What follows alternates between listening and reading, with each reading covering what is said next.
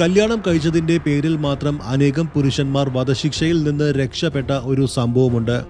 1140 German രാജാവായ Conrad മൂന്നാമനും ബവേറിയയിലെ പ്രഭുവായിരുന്ന Henry the പ്രൗഡും തമ്മിൽ ഒരു യുദ്ധം നടന്നു. യുദ്ധത്തിന്റെ ഭാഗമായി പ്രഭുവിന്റെ അധീനതയിലുള്ള വിൻസ്ബർഗ് എന്നൊരു കോട്ട രാജാവ് ആക്രമിച്ച് പിടിച്ചടക്കിയിരുന്നു. എന്നിട്ട് തനിക്കെതിരെ യുദ്ധം ചെയ്ത കോട്ടയിലെ പുരുഷന്മാരെയെല്ലാം കൊന്നു കളയാൻ പറഞ്ഞു. അപ്പോഴാണ് കോട്ടയിലെ സ്ത്രീകൾ രാജാവിന്റെ മുന്നിൽ വന്ന് ഒരാവശ്യമുണർത്തിക്കുന്നത്.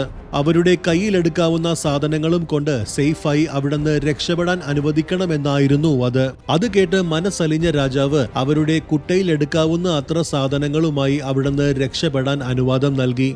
ഇനിയാണ് ട്വിസ്റ്റ്.